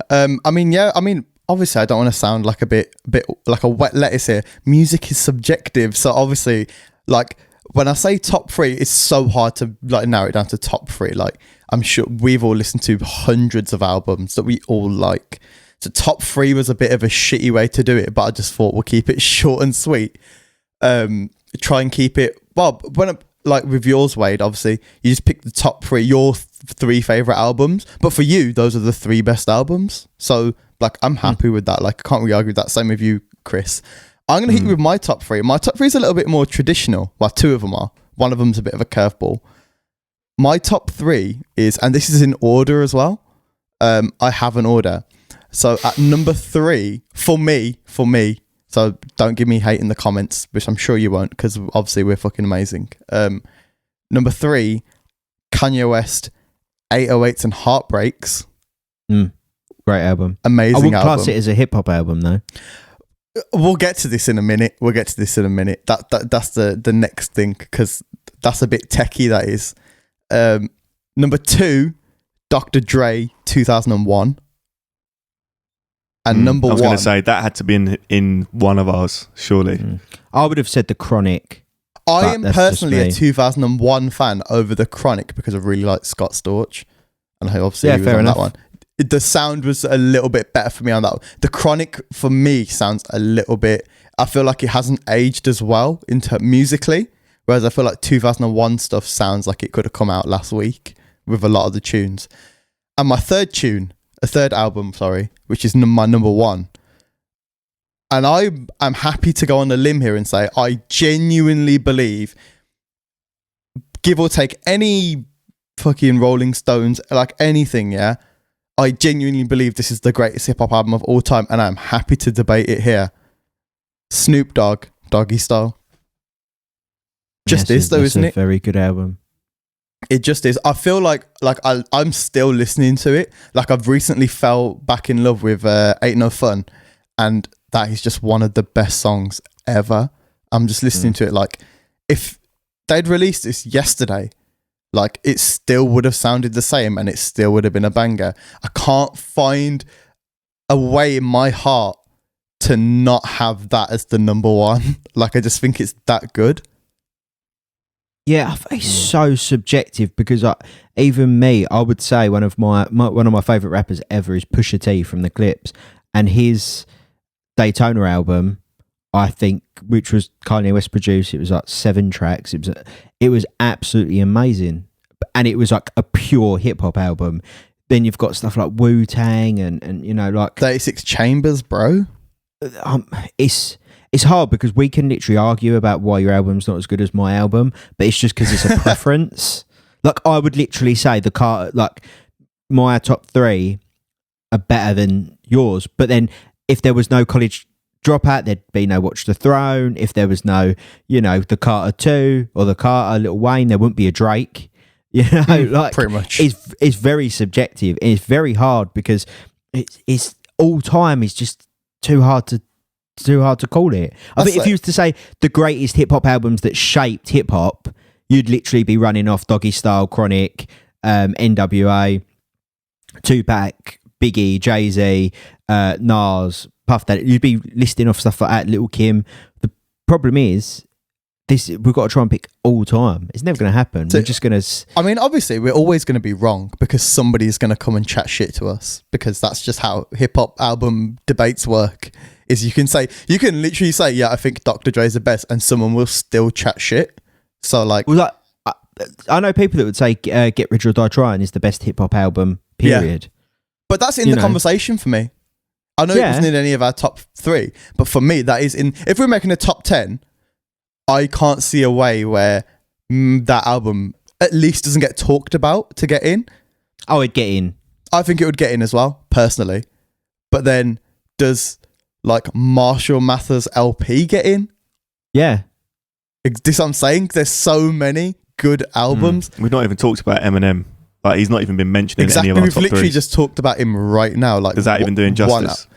No, because he literally shaped an era of music. He's like, again, sorry, not to interrupt you. With no Eminem, there'd be no 50. It's like it's hard to talk about one album, but it's because of someone else that they exist. Yeah, it is so hard. But obviously, Dr. Dre's the GOAT, so we know that anyway. We don't need to fuck about with that. That's just a fact. I don't think there's been a better hip hop producer that has made as many hits. I don't know. I could argue that with you, but what about Kanye West? Blaze? Well, Are you going to go Just Blaze? No, okay, I was going to say Kanye. Because Kanye's like the new schooler and Dre is obviously the old schooler. So I feel like in an era thing, I feel like them two sit perfect. I don't know, because they sit in... You got to remember the Black Album, produced by Kanye, some of that. The Jay-Z album, Lucifer and stuff like that. Like, there's the Encore, produced by Kanye. Oh, like, this isn't going well. It's you know, but then you could say Timbaland was one of the best hip hop producers, because if it weren't for Timbaland, there'd be no Missy Elliott. I actually think in terms of most creative producer, I think Timbaland is that guy. Personally, I'd say Pharrell, but again, so with Pharrell, it gets techie, because let's move on to the next section, which is obviously you were saying, oh, isn't that an R&B album? Is there really much difference? To be honest, like, as in, where's the line of R&B and hip hop? I know, especially now, like obviously when we all play the club, they're like, oh, yes, this is the R&B hip hop room. Like, where's the line? I feel like there's not really a line anymore. I'd describe in simple terms, for me, when I hear R&B, it's more singing as opposed to rapping, and it's got a little bit more Ain't No Fun soul by Snoop melodic. Dogg an R&B song? Because half that song is a hook. No, it's a hip hop song. But that's what I'm saying. If it's got predominantly like rap on it, like which it bars, hasn't, then it's like I'd say like hip hop, and it depends what the beat's like as well.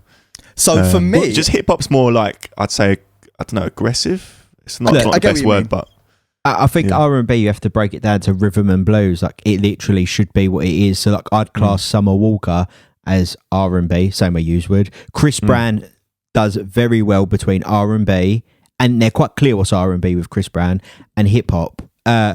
There's like Usher. I know Usher's going a bit old school, Bar Yeah and stuff like that. Like, his albums are not just pop albums; they're literally predominantly R&B, all R&B. okay, so go on. I think the lines blur because of people like Drake and now Chris Brown's quite good at doing it. Like, all of them are. They're good at sort of crossing over, but majority, I can tell the difference. I'm like a Big Sean song, I'm not gonna be like, oh, is that an R&B song? Oh, obviously, I mean, there is still a lot of songs, like a lot of Travis, pretty much all of Travis Scott stuff. No one's sitting there like, oh, well, this is R&B. It's clearly not. Like, like there is still a line. Obviously, like drill. No one's listening to a drill tune and being like, oh yeah, this would do great next to Usher Confessions. Like, that's not happening as a conversation. But I do think there's a bit of a half. It's like I said, 808s and Heartbreaks. For me, I class that as a hybrid album. I think that's right in the middle. Yeah, I'd agree with that. It was, I don't know what it. But that also means for me personally, it can go in. If you're doing just a hip hop or just an R&B album, for me, it can go in either. But if I had to pick just one, I would put it in the hip hop section, not the R&B section. So if they said, oh, if I worked at, I don't know, HMV other like CD retailers are available, and they said, here's the 808s and Heartbreak CD, go and put it in its genre specific area, I would put it in hip hop over R&B. I don't know. It's not R&B, but it's not hip hop either. It's literally a body of work, and that's why 808s and Heartbreak was. It's such a political answer, but it's just so true. Well, the thing is, that's why it did so well, was because it was completely different. It broke down a lot of barriers. Look, I'll remember when Love Lockdown came out, and everyone was slating Kanye West for singing. I'm not being funny. If it weren't for 808s and Heartbreak, there'd be no Drake singing on songs. It wouldn't be acceptable. Like, it broke down walls, and it introduced the world to people like Mr. Hudson, John Legend, Kid Cudi. Kid Cudi, Man on the Moon as well. That's a great track, great album. There's so many. Like, I literally, Common, B, one of the best albums of all time. Yeah, it's getting a bit techie, but so like obviously it's like T-Pain, rapper turned singer, which obviously birthed 808s and Heartbreaks. That is definitely not a hip hop album. Like, that is actually that's 100% no. I don't think anybody here can have a complaint that is an R&B album and not a hip hop album, because it's still a banger. Doesn't make a difference. That album birthed 808 and Heartbreaks. If you listen to any of the T-Pain interviews, he'll tell you that basically all he did was make loads of melodies, and then he was like, I just put a shit ton of bass in it. And then he linked up with Kanye West, and he was like, I want to do that. And then made 808s and Heartbreaks. Like, this sort of like T-Pain's got a few credits on there and whatnot. But he basically essentially professionally stole that idea and used it. But I think 808 and Heartbreaks, like, Kanye's rapping on that. There's a bit of singing and whatnot. Like, there's still melody. Yeah, it was a very, like, you got to remember when 808s and Heartbreak come out, it was quite clear what was hip hop, what was R&B, what was pop. Like, he literally was like auto-tuned to the max, like with really hard electronic beats, which didn't exist in hip hop. People weren't having like actual electronic sounding. Like Love Lockdown is such a different sound to maybe, and even stuff people release now, I don't think anybody's quite made a song with that kind of broad spectrum of Sonic. I don't think it's happened. Yeah, I think the only other person that's done like something that's maybe sonically as I don't know, interesting as 808s and Heartbreak is Kanye West again when he did my dark, beautiful, twisted fantasy. Because he's the GOAT, so that's just pretty much a fact. He's one of the GOATs.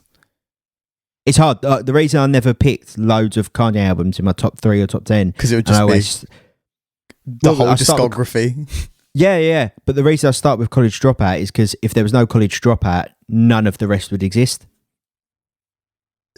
Does that matter so much? Is that just because you couldn't pick one, so you picked that one by proxy? Yeah, like I could not pick. There's some that I prefer to others, but like I couldn't pick one. If you said you've got to pick one and the rest disappear, I'd pick College Dropout because I know the rest would still exist. Like I was a huge fan of the Yeezus album when no one was. Oh, nobody liked that album. Oh my God. I loved it. I loved so hated on. I loved how angry it was. I loved the fact that Daft Punk were involved with some of the production. I loved the sampling. I loved the aesthetic, the really dark black and white aesthetic of it. Like it was one of my favourite albums ever. But I wouldn't class it as a hit. Is that the album with like the white cover and with the tape with Black Skinhead on it? Yeah, it's the Clear album with the red tape. Black Skinhead, that was an Black unreal Skinhead. record. On Site, Blood on the Leaves, Bound. Honestly, it's one of the best albums. But then I wouldn't class that as a hip hop album. It is a hip hop album, but people would argue against it. Okay, so let's go back to the topic a little bit. Miseducation of Lauryn Hill, hip hop album or R&B album? Chris, what do you think? I mean, Lauryn Hill for me is R&B. Because it's just got the R&B vibe. It's difficult to sometimes explain the difference between the two, R&B and hip hop. But so for me, as like in painting with broad strokes, it's an R&B album. So I would say there's kind of 3 categories here. There is, apart from pure hip hop artists and pure R&B artists, you've got your Kanye Wests that are actually in the middle, where they're hip hop and R&B artists because they're just so good they can do both. Like better than everyone anyway. Then you've got your R&B artists that do a bit of hip hop, Usher, Chris Brown, T-Pain, etc. Then you've got your hip hop artists that just do a little bit of R&B, i.e. I would probably say Drake falls into that category. Like that kind of artist where they do rap and then for the album they fill it out with a couple of R&B, a couple of softer tunes. Out of those 3 categories, where do you think that Miseducation of Lauryn Hill fits? Chris, you can start. Yeah, go on, Chris. Sorry, I thought I was still talking to Chris, but he was spacing out again. I don't know. I just think Lauryn Hill to me is just R&B. Like it's just R&B. So would you say she's an R&B artist that does a couple of hip hop tunes and that's cool, like just for the album, whatever, and carry on? Yeah, she's got some records of like bars in it and stuff, but it's predominantly R&B. So if you had to put her in like one category in your iTunes, then it would be R&B, with some hip hop crossover. So are we all in agreement that album is not the greatest hip hop album of all time? Have we come to that agreement? Yes, it's not. Like I think people. The one thing I'd say is Lauryn Hill obviously comes from a hip hop background. She was in the Fugees, like is also true. So I think maybe that album got categorized more as hip hop purely because they associated it as a hip hop artist. The same way, some people associate, I don't know, Eminem as a hip hop artist, but then if he come out and sung a song, they'd still put him in a hip hop category because that's what they know him as. Is it the greatest hip hop album of all time? No. But is it a fantastic album that should make people's top 10s? Yeah. Even as a hip hop album? Yeah, because it borders. The problem is. Do you think it is an actual? Do you think she's a hybrid artist where it's the album is half hip hop, half R&B? Not like song. I'm not saying like it's got to be 5 and 5 songs or whatever. But like Kanye, where you're like, actually, this is genuinely the border. Do you think that she's that artist? I don't know. It's a hybrid of an album. The problem is with the genre, especially back then, was putting stuff into genre specific. Is like people back then would do a body of work that could be a rock album with one hip hop song on, and then put in a hip hop category. Yeah. Like, as in now, it's a bit more fluid where people are more just like, it's a body of work. You know, would you class Jay-Z's The Black Album as a rock album because 99 Problems had hard electronic guitars on it? Like, you wouldn't. You're right. You're right. You got the Jay-Z Linkin Park crossover album that did some crazy numbers as well. Again, but they were half of artists as well. Like Linkin Park genuinely do it all. And I think there has to be a little distinction that actually some of these artists can actually do both and be legit. A bit like when we were talking about AJ Tracey earlier. No one's saying AJ Tracey's a garage MC, but he sounds pretty good on garage. Yeah. What, AJ Tracey? Yeah, like no one's saying like AJ Tracey. Like AJ Tracey does grime, like that's his bread and butter essentially, grime and rap. But then no one's saying, oh, AJ Tracey's a garage MC because he's been on a couple of garage tunes. Do you get what I mean? Well, he's kind of a garage, and I mean originally he's like Stormzy. Like originally he was an MC, so he had like garage and he was just MCing at garage and grime events, radio, etc. Like he's had, and you can look at that on his discography. He's had records with MJ Cole. But then like, this is the exact same thing as Jay-Z and like 99 Problems and like Aerosmith Walk This Way. Is actually, maybe we should probably move past that and say actually, so like songs like Walk This Way, everyone was sampling those kind of tunes but rapping on it, and it became hip hop. So it's one of them. Yeah. But for me, the way that Miseducation of Lauryn Hill sounds, for me, doesn't quite make it hip hop. I think it's still R&B with some hip hop songs on there and hip hop influences. But I do also think we could run in circles trying to work out whether it's a hip hop or R&B album. So we might be here for a long time. So let's flip the script a little bit. Let's try and come up. This is a slightly on the fly thing. Let's try between us. And I've watched this. I don't know if anybody's watched Julie Adenuga, who is obviously Skepta and JME's sister. She does a thing on her channel where she'll do an artist and try and work out their top 5 songs. Let's do the same thing. Top 5 hip hop albums. Let's try and make a collective 5, even though it's going to be a shit show. And then about 3 minutes after we finish recording, we're all going to be like, well, that was bollocks, but let's try and do it anyway. Top 5. So we've got our top 3s in order. Do you want to like in the middle? Yeah, fuck it. Let's up the ante in order. Let's go. Top 5s, just ever, including stuff now. So it's a half and half between what you think sonically is the best hip hop album and the ones you like the most. But obviously they have to be. So like I would count Views as a contender because it is a hip hop album with some R&B, but it does sound good. If you're looking at it on just straight away, greatest hip hop albums. So in order, I think somewhere around like 3 or 4. So you got to forget Views now, because Views was a great album and one of my favourites. Yeah, but it's not something that did like wonders for yeah. What I'm saying is that you know, like that had commercial success, so that can also count. So if there's 2 albums that are the same, but one was like more successful, we can. So I'm saying like for the top 5, you can't select Views. You're gonna have to say Take Care instead, because that had headlines on it, and all the other. I would agree, to be fair, on there. So I was gonna say I think my first contribution would be Take Care. I'm gonna have to say third. If you actually think about how music is right now in 2020, I'm gonna say third would be Take Care, and that would be Drake's contribution. That face from Wade was not happy. I think Take Care's a really, really, really, really good album. It's one of my favourite albums ever. One of my favourites, not maybe one of the best hip hop ones. I'd say that. I don't think I'd put it third. I'd put it maybe like 4th, but me and Chris being one space apart's not exactly that controversial.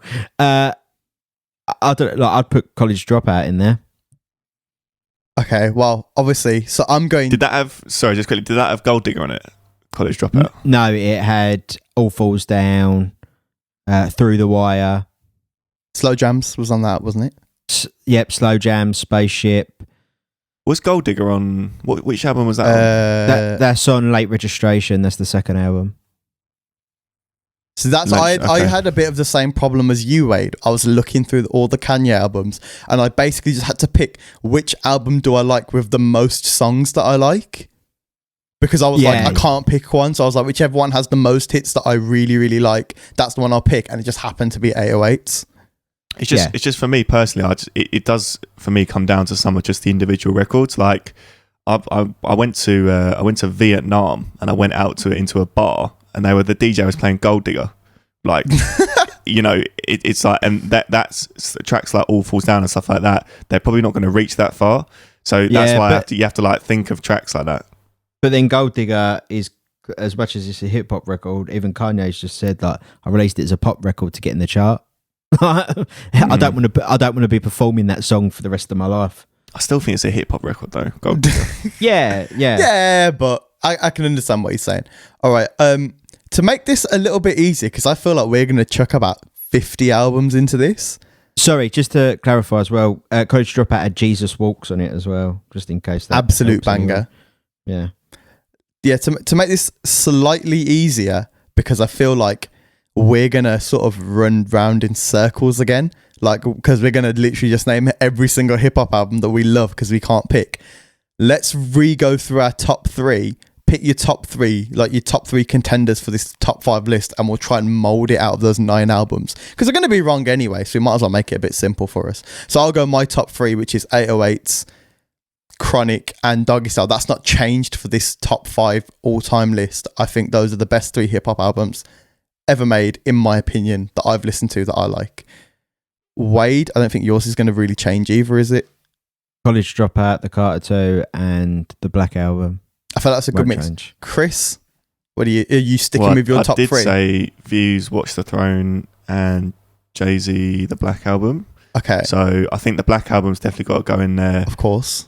Top 2, second or first, based on what we're saying. Yeah. Are you gonna switch out Views for Take Care just for the purposes of Take this? Care in just because of the actual impact it had on hip hop, as opposed to just my personal favourite. Are we actually about to put Take Care in a top 5? This is mad. Yeah, for 4th, we'll put it at 4th. So I'd say, and what are my other 2? Watch the Throne. Maybe Watch the Throne 5th. You got to think of the records on that album. But can you put those 2 albums in and not put in 2001? I think really, if the number 1 spot doesn't go to Dr. Dre, then I'm not sure if like how good this like ranking is, because how it actually affects it. So how can Dr. Dre not be number 1? I think that Doggy Style is number 1, which was basically produced pretty much entirely by Dr. Dre anyway. The thing is, I know this is crazy, but I'm going to say it, that I'm a hip hop fan in 2020, hip hop and R&B fan in 2020, and I can't name you one song on Doggy Style off the top of my head. Sorry, what? Seriously. Sorry, what? When did that album come out? 1996. Yeah. Yeah, so I wasn't even born. I mean, neither was I, mate. We're the same age. We're like 2 weeks apart. Yeah, so that's why it doesn't really, for me, affect hip hop how it is now, because I was literally not even conceived. The one thing I'd say is the one issue. So you the one Sorry, wait, go on. The one issue we're going to have is, so you want to put Watch the Throne in, Jay-Z and Kanye, Black Album, Jay-Z, and then I'd want College Dropout. So you have 3 Jay-Z, Kanye, basically albums in there. So I'm happy to concede on 808s because I understand your reasoning for College Dropout. Yeah. And I agree with that. So I'm happy to cut 808s in favour of College Dropout. But the fact that Chris has just dropped I Can't Name You One Song from Doggy Style is like... Well, I'm just if I'm being honest with you, I'm just in 2020. I'm just asking how relevant it is. I know you're being honest. It's just I expected so much more from you. It's not that I'm not a fan of Snoop Dogg. I named Snoop Dogg records, but in terms of like albums, I can't tell you a track in 2020. Let me just go through some of the fucking tunes that were on Doggy Style, yeah? Gin and Juice. Murder Was the Case. Absolute fire. Who Am I, which in my opinion, which will be another episode, is the greatest hip-hop song of all time. More fire. Ain't No Fun. For All My N-Bombs and Bitches. Doggy Doggy World. Pump Pump. Like, there's just so many good songs. I can't see it. I don't know an album that's got more hits. That's a lie. Okay, I mean, Get Rich or Die Try. Get Rich or Die Trying. Get Rich or Die Trying. The Marshall Mathers LP. Look, we're gonna have an issue. I think if we're trying to, as in out of our lists, out of our 3 lists, I don't think there's an album with more hits. I don't know. Black Album. Maybe, but that's what I'm saying. Like, what about Take Care? Watch the Throne. Take Care was practically an album. The whole album charted. I think, look, the issue we're going to have and I think maybe to make it round as a hip hop album is maybe we should look at West Coast, East Coast, like in general, because otherwise we've literally got East Coast and the Midwest taking up the whole top 5 with Jay-Z and Kanye. And also, Dr. Dre, 2001. In my opinion, the second best hip hop song of all time, still Dre. Yeah, purely on the basis. I think I'm gonna have to just outline my top 5 right now, just so we've got. Go on. You know what? You go, thing. And then we'll tell you why you're wrong, and then let's carry on. That sounds good. So I'm just remembering like everything we've said, but I think number 1, you have to put 2001 Dr. Dre in terms of like the impact it's had on like hip hop music. Also had second. What's the Difference, which obviously became Breathe. Sean Paul. Yeah. The Next Episode, Forgot About Dre, which might be one of my favorite hip hop song ever. Big tunes. And then I think you're gonna have to pick me a Kanye album for number 2, because that's like the only gap. We'll go College Dropout with that. Just College Dropout to save the argument. I think you've both been saying that's like the most influential. But the only reason I would say College Dropout as well is because everyone compares anything Kanye does to College Dropout. Yeah. No one compares it to Graduation or Late Registration. So I feel like that's the benchmark in terms of quality. Yeah. Everything else is a sequel to that, pretty much, with him. Yeah. So I'm just going to hold on number 3 for a second. Number 4, we're going to put in Take Care, Drake. And then I think 3rd will have to go Jay-Z the Black Album, because that's that's the one we've all said, and it had 99 Problems on it, which was a massively, as well as a smash hit. Like, it obviously set like the bar. We had Encore on it as well. Encore's on it as well. Yeah. So and then number 5. Number 5 would be. I mean, I'm kind of stuck here. Do you know what the thing is? I'm just thinking.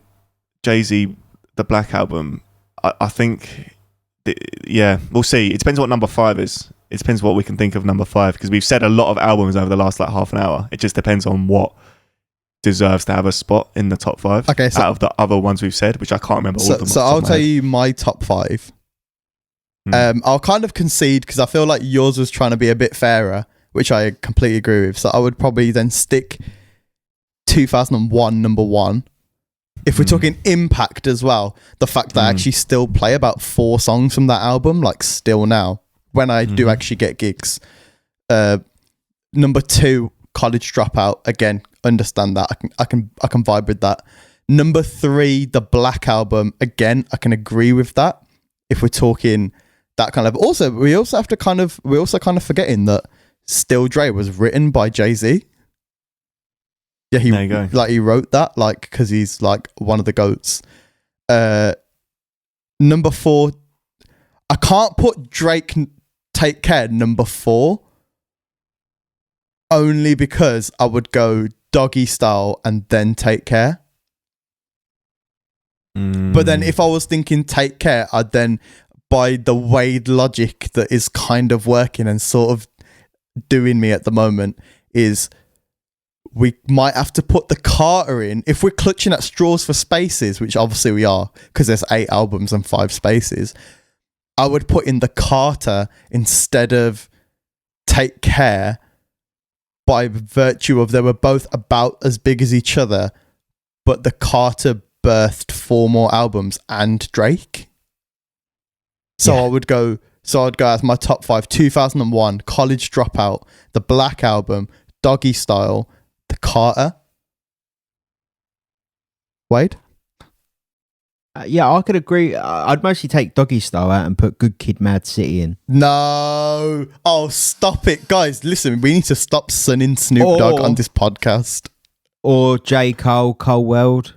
That's a hard album. I think two things I say on that is that, Pav, I know Doggy Style is like your favourite. I'm going to Google this think right about now. actual records now, like actual impact. Who am I? And I think... Who am I? Bro, who am I? But are we thinking for 2020? Like, what are we? Like, what is this? I'm list? talking about 2020. That's where we are. That's why I back what Wade said about Kendrick. Then we'd have to go everything Kendrick and J. Cole, except nobody said a single one of their albums in their top 3 or top 5. So that one doesn't really work. Mad City, though. That you can't not think of the records that, not the we just like, but the records that have like taken off. Go on, you guys carry on. I'm just Googling Doggy Style credentials here to back my case. Well, look, it's never won a Grammy. Oh, yeah, because they matter, don't they? Kanye's already told us that, mate. The Snoop Dogg one. Yeah, Snoop Dogg's never won a Grammy. That's also because he doesn't go. No, but you don't have to go to win.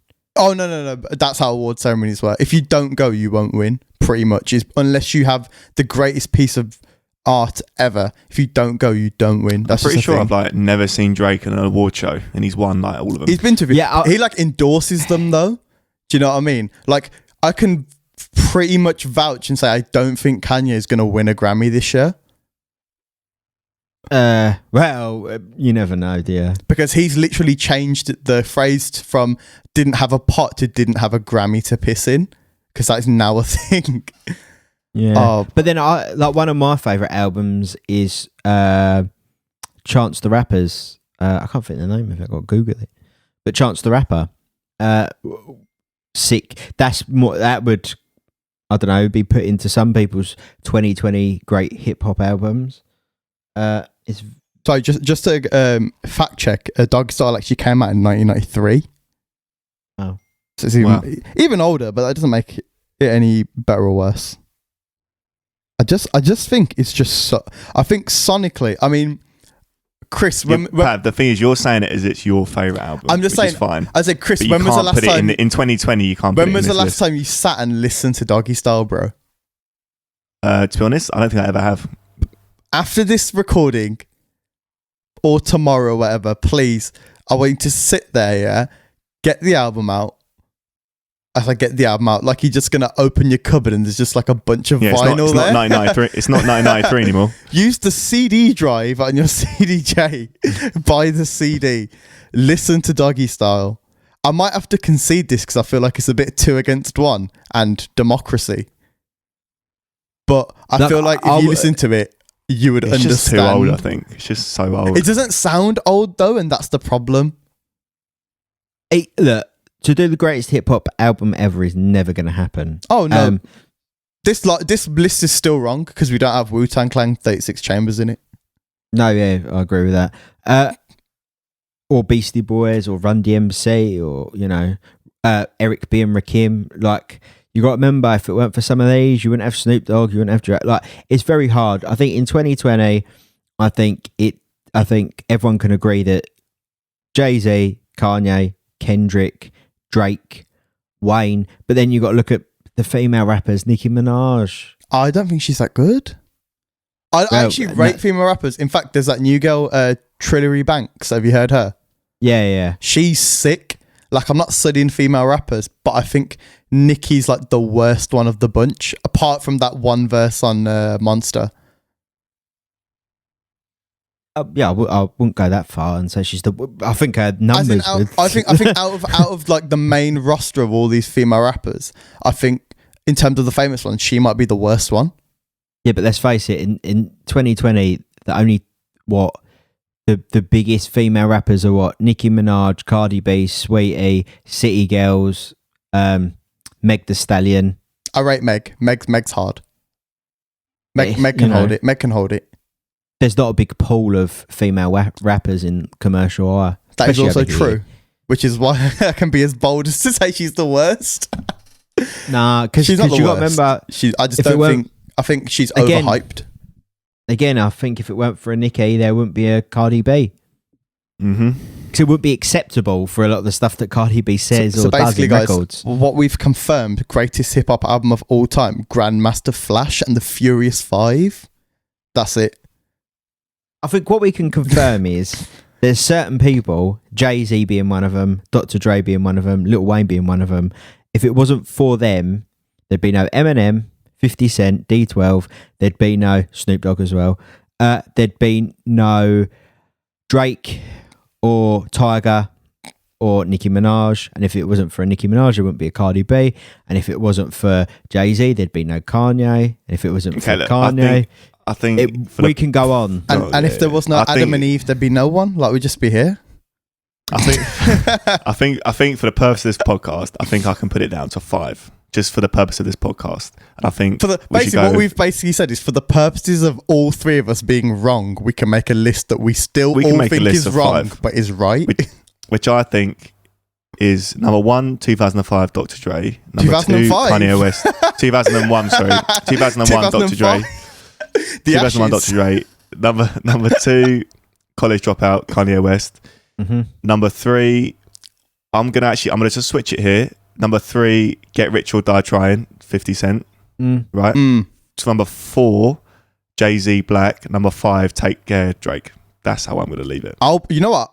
Actually, I feel like I'll back that. That's like the best mix in my opinion. Wade's not happy, but none of us are, because Doggy Style's not in it and the Carter's not in it and whatever. Like, when none of us are going to be happy about this because we all think that each other's chatting absolute shit, but it's still like, it is what it is. Well, the problem is it's influential in it and it's subjective. Like, I grew up on the Carter and College Dropout. I grew up on Drake. That's the mad thing. It's like, who's right? Like, some kids nowadays have grew up on H. Where's H in the top 5? Yeah. I mean, we've had a whole conversation about greatest hip hop albums of all time, and we've not even mentioned like Public Enemy. But that's what I'm saying. Like, it's so hard. I think to do the greatest hip hop album, like the greatest hip hop albums of all time, you most probably start at the back, at the oldest, and work your way forward. And because obviously, if none of them existed, you wouldn't have some of the ones that we have now. I just want to play a case for Doggy Style, just because I found this. To this day, Doggy Style is still the fastest ever selling hip hop album of all time. Yeah, what would you class as a hip hop album now? So that's the problem. Fucking hell. I think that some of Doggy Style is R&B. I think it's half and half. I think Ain't No Fun is half and half for me. No, it's hip hop. It's pure hip hop. G-Funk, that's kind of sound on that song only is like, I'm not saying it's like, actually, I'm not saying like, oh yeah, if they had Usher on it, it would make it really R&B, but it's like tinkering with it. But yeah, I think this is like basically the hardest topic we've done. We've only done this because I found the Rolling Stones article. So I thought, for shits and giggles, it would be amazing for us to basically argue for an hour, which is pretty much what we've done. But I mean, it's how podcast goes. This is basically got to be the most frustrating podcast we've done. This is like, yeah, guys, episode. We've got to double digits now, and this is the end. Like this, we are finished now. Pretty much. But it's a frustrating topic, because we've all got different opinions, because we all grew up slightly different, with different interests and musical influences, X, Y, and Z. Like, there's no way we're going to come to an agreement on the greatest. But it's just never going to happen. And the thing is, no one else is. Not just us. Yeah. It's just not going to happen. But I think we've got, maybe together between us three, a collective top 15, maybe? We've got a top 15. I think if we made a top 10, we could come as a close top 10, and like against any other 10 albums, it would probably stand up. Yeah, I'd agree with that. But we're never going to agree on this. How are we doing? Are we nearly done, do you reckon? I think we should call it quits, because I feel like I'll just be shouting Doggy Style for the next 15 minutes if we carry on. Yeah. And that's all this is going to be. It's going to be me back in Doggy Style, and Wade's like, yeah, but the Carter, and then that's basically it. Yeah, it's literally me and Pav going back and forth to Chris while the Carter and Doggy Style should make a top 5. Chris has got loads of listening to do this week, mate. I'm sending him everything. Well, look, I think it's fair to say, before do the outro, that Doggy Style and The Carter would make a top 10. Oh, without doubt. Like, top 5 is close. Yeah, can we all agree as a No Drinks in the Booth podcast collective that them albums would make our top 10? Chris? 100%. As long as you agree, you have to throw a Drake one in there too. Yeah, I'd agree with that, yeah. Yeah. And then Just obviously Pop Smoke will be number 10 because from why not? Well, he'd be number 1. Joe, what? The Pop Smoke album is a fantastic album. Just putting that out there. I'm not saying it's got to be in this list, but it's a fantastic album. And on that note, should we say our goodbyes? Yes, let's big up for listening. Okay, as always, from Chris, Pav and myself, thank you for listening. Make sure you check out the Spotify playlist, the YouTube playlist, where you can hear all the songs from our reviews. Make sure you hit us up on social media, Facebook, Instagram and Twitter at No Drinks in the Booth. Don't forget you can listen to us on Spotify, Apple Podcasts, and you can watch us on YouTube. Make sure you like, share, subscribe, comment, share with your friends, share with your nan, all the good stuff. And on that note, I think that's everything. Thanks for listening. Peace.